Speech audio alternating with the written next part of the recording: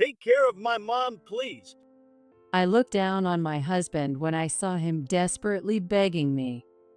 But even if you say that, I was at a loss for words. Unaware of my feelings, Catherine, my mother-in-law, was playing marbles innocently with my children on the porch. What am I supposed to do? I was on the brink of despair. My name is Julia. I'm a 42-year-old stay-at-home mom. My husband, Ken, is 3 years older than me and works tirelessly as a middle school teacher. He's busy even on weekends with club activities and is rarely home. Still, on his days off, he goes all out for the family, and our kids and I love him dearly. We have 2 children. Our daughter, Amy, is 10. She's stepping into her preteen years and can be rebellious, but she's still my sweet girl who sometimes holds my hand as she falls asleep. Our son, Rick, is 5. He's a mischievous little boy who runs around the neighborhood hills, but still loves to be held. Our family has been living with my mother-in-law, Catherine, in her house for 2 years now. At 6 p.m., after finishing dinner prep with me, Catherine calls the kids. John and Mary, dinner's ready. Okay, I'm coming. The kids respond to these unfamiliar names. You too, Emily, take a seat. She calls me by a different name as well. Okay, thank you. Catherine has no recognition of any of us. Let's eat. That's how we sit around the table, and Catherine finishes her meal with a contented look. I need to boil some water. It's okay. I already did it. Oh, really? You're so thoughtful. Satisfied with my answer, she soon repeats herself after taking a bite. I need to boil some water. It's okay. I already did it. Oh, really? You're so thoughtful. No matter how many times this happens, the kids remain unfazed. This is our everyday life. 2 years ago, Catherine fell and broke her thigh bone while living alone. Her hospital stay was prolonged, forcing her into a mostly immobile lifestyle. Unlike when she was living alone and alert, she started to spend her days in a fog. Each time we visited her in the hospital, her conversations grew more puzzling, and by the time she was discharged, she was diagnosed with dementia. When my husband suddenly bowed and asked to take his mom in, I panicked. I agonized over it every day.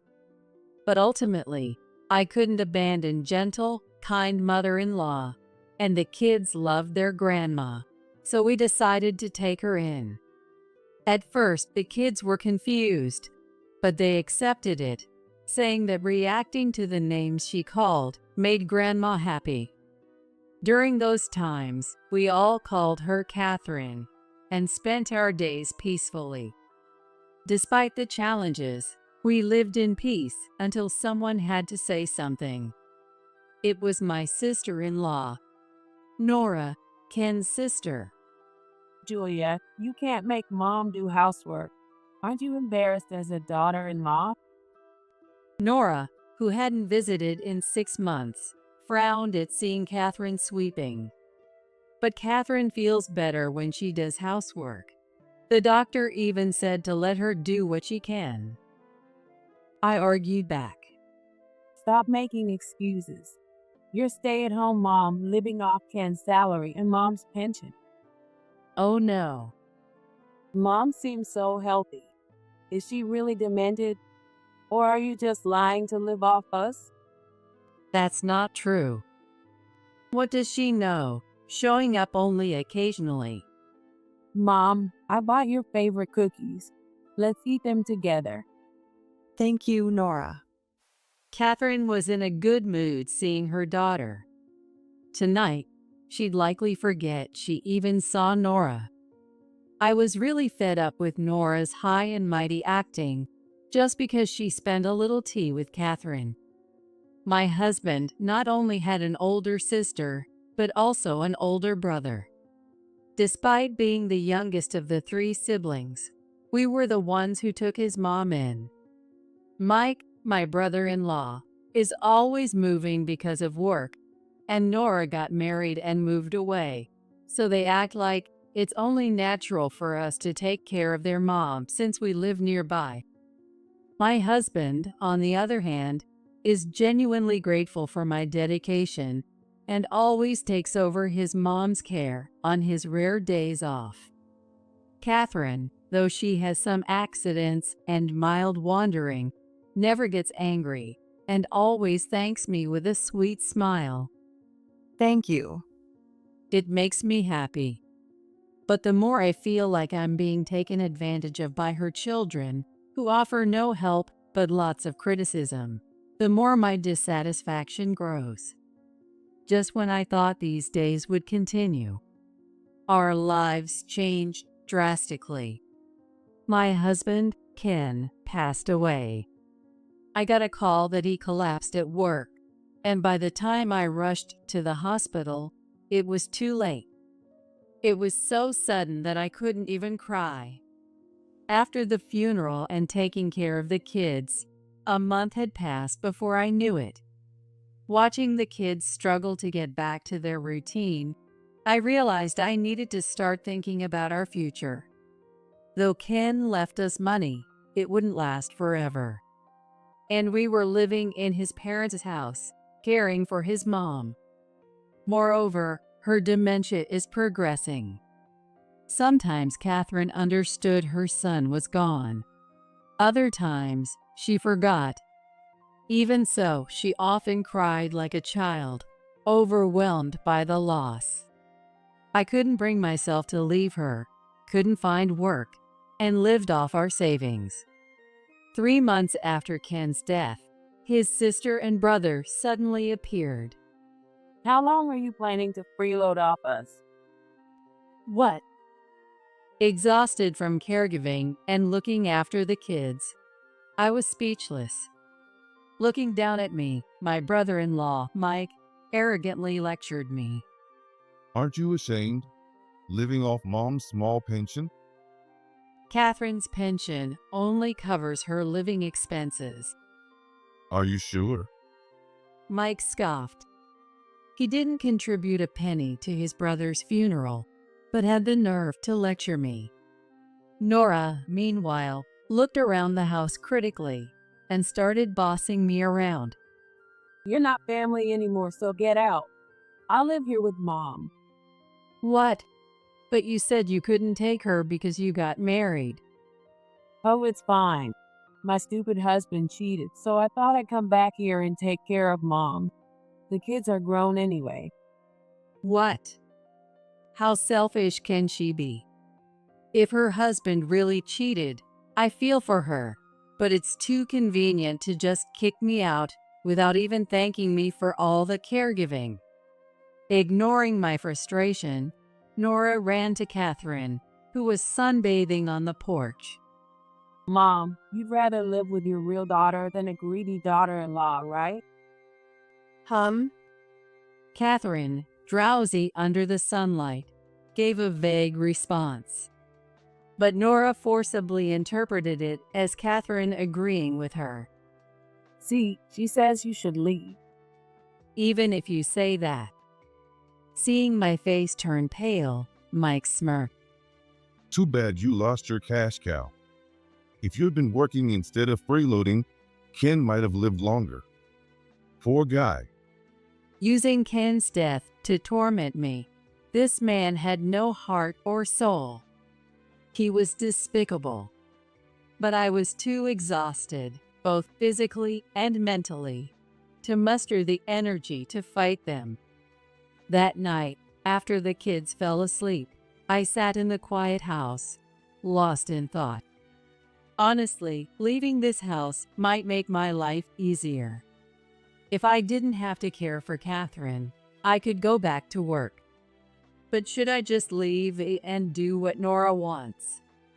Wouldn't that mean abandoning Catherine? Wouldn't my late husband be sad? Such negative thoughts swirled in my mind.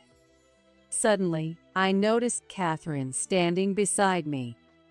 Julia. Catherine, what's wrong? Do you need to go to the bathroom?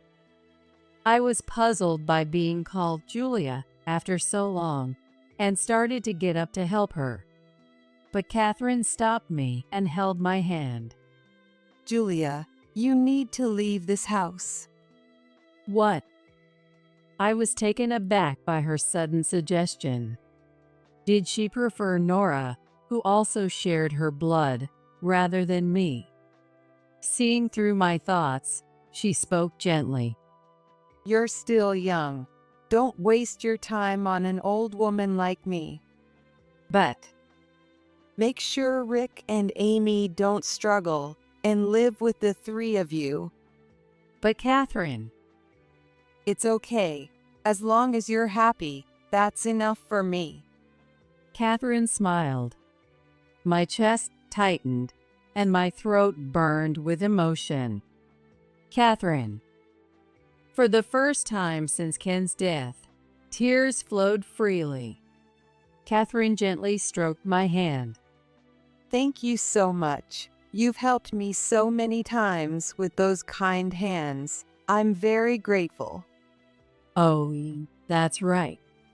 I decided to live with Catherine because she's like this.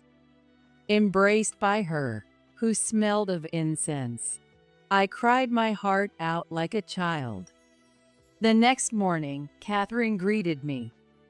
Good morning, Emily. She probably didn't remember last night, but I had made up my mind. I would leave this house to protect my children, to honor Catherine's wishes.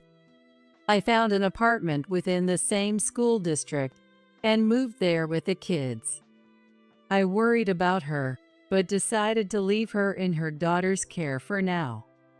By chance, there was an opening at my previous workplace, and I managed to get a job. The kids weren't fully settled yet, but I felt we were gradually moving forward. However, 2 months after leaving the family home, I received an unbelievable call from Nora. Taking care of Mom is harder than I thought. Can you come help? What? I said it's tough because Mom cooks with rotten vegetables and forgets to hang the laundry. Can you watch her during the day? What is she saying? She criticized me for making Catherine do housework, but she's doing the same. Besides, Catherine can't handle everything perfectly on her own due to her cognitive decline. Did you take in your mother with dementia just to use her for housework? Unbelievable. You should help Catherine with the housework yourself, Nora. But I'm busy too. Her kids have moved out and she doesn't work. So how is she busy? I have a job too, so I can't. You can take a little time off, can't you? You're the daughter-in-law. I can't take paid leave to care for someone else's mother. What? You call your husband's mother a stranger? You said it yourself, Nora. I'm no longer family. That was. Nora stammered. I decided to strike at her inflated pride. Are you so incapable that you need to rely on a stranger, Nora? What do you mean? If you want my help, you'll have to pay me. Then I'll do it as a job. You're such a greedy woman. Why did Ken marry someone like you? I'll never ask for your help again. Is that so? Bitch. I was appalled as Nora spat out those words and abruptly ended the call, but I felt relieved that I had stood up for myself better than before. Helping Catherine now would only let her take advantage of me. Nora must have some pride, so she likely won't mistreat Catherine too much for a while. In the meantime, I prepared for the future while stabilizing my own life. 3 months later, Nora called me to meet at a diner, and when I arrived, I saw her sitting there with disheveled hair and a pale complexion, her eyes vacant. I wasn't told. What? I wasn't told Mom was this difficult. Why didn't you tell me? But you didn't listen, did you? Oh my God. Nora groaned and fell silent. Though Catherine is gentle, she wanders and wets the bed. It must be hard to care for her alone. I wouldn't have managed without my husband and kids' support. After making some unintelligible noises, Nora resolutely reached into her bag. She pulled out a thick envelope and threw it at me. Take this and help me. What's this? You said you'd do it if I paid. Astonished at Nora's arrogance while asking for help, I checked the envelope's contents. It seemed to contain about 50 $100 bills. Knowing Nora, she probably prepared the money reluctantly. But she fundamentally didn't understand the weight of asking someone else for help. All right then. Is this considered an advance payment? What do you mean? If I come 5 or 6 days a week, the total would be around $35,000 a year. Really? If I lived in, it would cost more. What do you want to do? Nora gaped at me, then turned bright red and screamed. Then, turning bright red, she screamed. There's no way I can pay that much. How can you charge so much while watching someone suffer? Are you heartless? A monster? Call me a monster if you want. This is what it means to ask someone for help. I have to raise my children. I don't have the luxury to volunteer. Gosh. Now you understand? I'm not just a stay-at-home mom freeloading off Catherine and Ken. Jesus. If you pay me $35,000, I'll work. But putting Catherine in a facility might be cheaper. That's cruel to Mom. There's nothing sad about it at all. There's no worse situation than being treated like a burden as she is now. It's safer to leave her care to professionals than an amateur like me. But what will my relatives think? Besides, I won't be able to get her pension. I was taken aback by her reply. In the end, she cares more about appearances and money. Who's greedy? You got a settlement from your husband, right? Because he cheated. Well, that is. Or did you not get anything? Are you that noble? Or was it you who actually cheated? No. Nora's shoulder twitched amusingly. Looks like I hit the mark. She probably used caring for my mom as an excuse to dodge divorce and alimony. Well then, it seems like your brother Mike is the one to rely on. Ask him for help or money. No way. As blood relatives, you can rely on him more than an outsider like me, right? Well. Nora bit her lip. Knowing her brother, who is all talk. He's probably using his job transfer as an excuse to avoid helping altogether. Talk with Mike about what's best for Catherine. To avoid Nora causing more of a scene, I quickly grabbed the bill and settled the payment.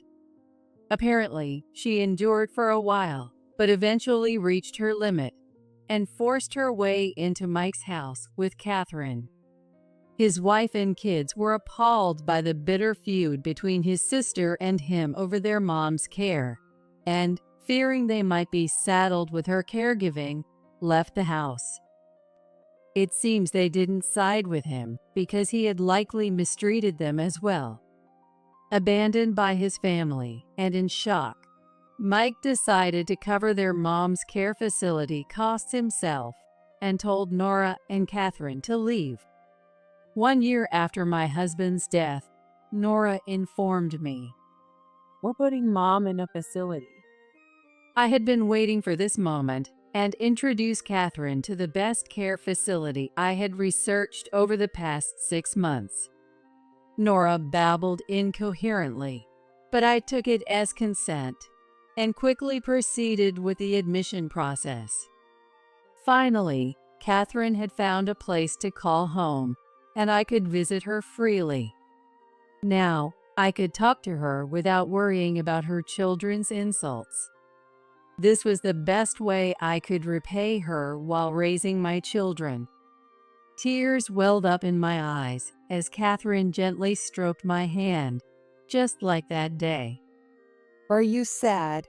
It's okay. I'll protect you, Emily. She didn't call me by my name, but her hand and voice were still warm. Thank you, Catherine. I'll visit you often from now on. When I smiled, she smiled back happily. Since then, she has been living comfortably in the facility I chose. Knowing her family had been fishermen, I selected a quiet place with a view of the sea. The facility's atmosphere was just as I had researched, and Catherine seemed to be at peace. Catherine, being kind and charming, was well liked by both the staff and other residents. Whenever I visited, she was surrounded by people and seemed to be enjoying herself. Meanwhile, Mike never managed to win back his family and was embroiled in a contentious divorce. Nora, though freed from caring for Catherine, had no income since her pension went to the facility. She reluctantly took a part-time job, where she was scolded by her much younger boss. She was also avoiding her own divorce, but it looked like she would soon face mediation.